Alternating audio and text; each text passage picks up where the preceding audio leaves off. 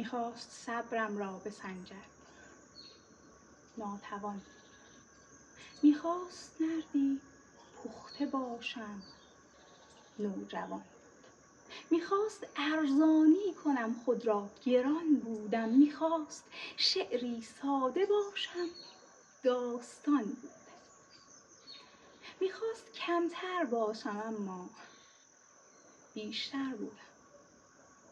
میخواستم پایان بی تقدیریش باشم، پا در میانی‌های خود درگیریش باشم. میخواستم دیوانه زنجیریش باشم، میخواستم باشم عصای پیریش باشم. اما به زعمش اژدهایی 7 سر. نانم نبود، آبم نبود، او نان و آبم.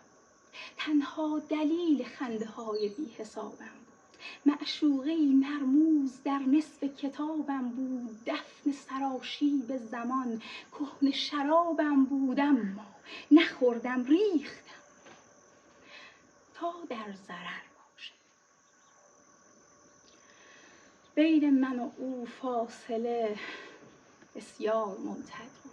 روحم دلم هر روز در رفت و نیامد.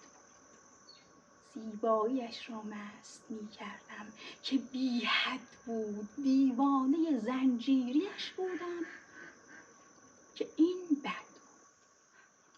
بد بود هم خر باشم و هم مفتخر باشم.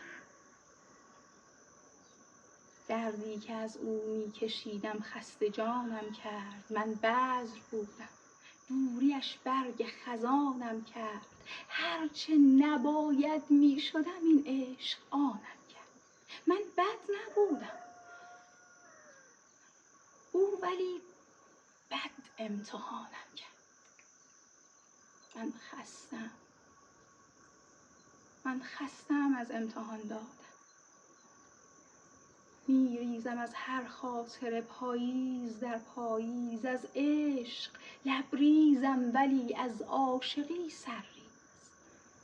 آری در آمد شور این مفهوم شورانگیز.